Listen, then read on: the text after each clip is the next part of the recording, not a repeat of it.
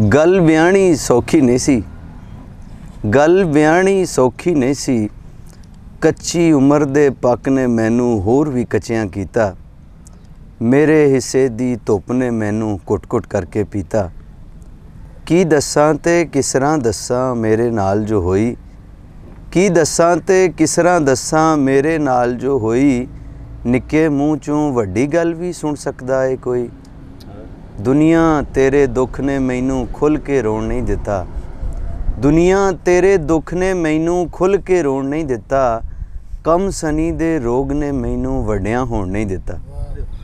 एक नज़म है असीस कि तेरे वेड़े विच उगे पीले निंबुआं दा बूटा, तेरे हत्थां उत्ते खिड़े नवीं रुत दा खुमार।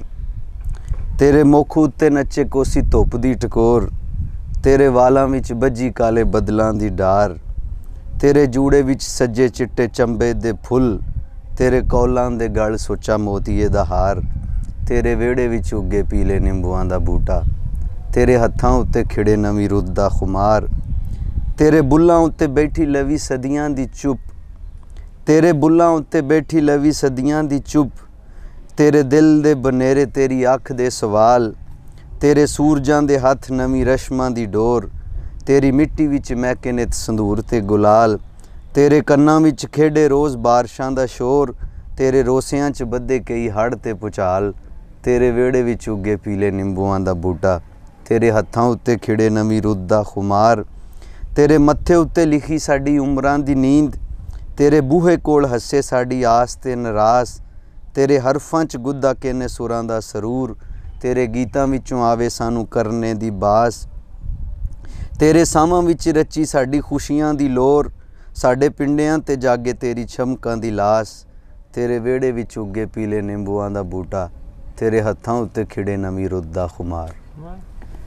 मेरे सामने एक दुनिया है, उस दुनिया दे कोने विच एक मुल्क है, उस मुल्क विच एक शहर है, उस शहर कोल एक पिंड है, उस पिंड विच एक बाज़ार है, तो उस बाज़ार विच एक घर है। उस घर दे वेड़े विच इधर उधर सज्जे खब्बे कई गमले पए हुए ने। उन्हां गमलियां विच बहुत सारे पौधे ने, उन्हां पौधियां ते खूबसूरत फुੱਲ ने। उन्हां फुੱਲਾਂ विचों एक लाल रंग दे फुੱਲ उत्ते एक तितली बैठी हुई है, जिन्हों वो कुड़ी फड़ना चाहती है, जिहड़ी इस वेले मंजी ते बैठी क्रोशिए की मदद नाल सराहने ते फुੱਲ कढ़ रही है। मेरे सामने कायनात है, उस कायनात दे कोने विच एक दरिया है, उस दरिया कोल एक ग्रां है, उस ग्रां विच एक गली है, तो उस गली विच एक हवेली है। उस हवेली विच बहुत सारियां बकरियां बधियां होईयां ने। उन्हां बकरियां दे पैरीं झांजरां छण छण कर रहीआं ने। उन्हां नीकां बकरियां विच एक चिट्टे रंग दी बकरी भी शामिल है, जिहदे ढिड उत्ते उस कुड़ी ने मेहंदी नाल अंग्रेज़ी दा लफ्ज़ एस लिखिया होया है।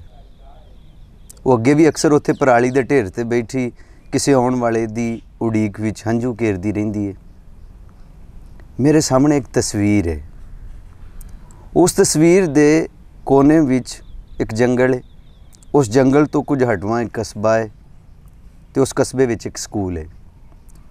उस स्कूल विच वो कुड़ी निक्के बालां नूं पढ़ाउंदी है, जिहड़े वेड़े विच गोटी फेरन तो लैके वो सब घरोकी कामकार करन वल जाणदी है, जिन्हां नाल आए दिन इत्थे हर कुड़ी दा वाह पैंदा है।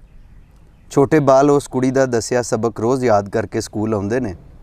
उन्हां याणियां विच एक न्याणा वो भी शामिल है, जिहड़ा कदे भी उस दा दस्सिया सबक याद करके स्कूल नहीं आया। वो दूजे बालां वांग उस नाल भी प्यार नाल पेश आउंदी है, वो उन्हूं कुछ नहीं आखदी, सगों उस नाल दूजियां तो ज़्यादा मुहब्बत करदी है। मेरे सामने एक गमला है, उस विच एक बूटा है, जिहदे ते बहुत सारे फुੱਲ टहक रहे ने। उन्हां फुੱਲਾਂ विचों एक फुੱਲ दे हत्थां उत्ते तितली दे परां दे रंग ने। मेरे सामने एक हवेली है, उस विच बहुत सारियां बकरियां बधियां होईयां ने। उन्हां बकरियां दे जुसियां उत्ते मेहंदी दे खूबसूरत फुੱਲ ने। मेरे सामने एक स्कूल है, उस विच बहुत सारियां टीचरां निक्के बालां नूं पढ़ाउंदियां ने। उन्हां विचों कुड़ी किते भी नहीं जिहने चिट्टी बकरी दे ढिड उत्ते मेहंदी नाल अंग्रेज़ी दा शब्द एस लिखिया सी।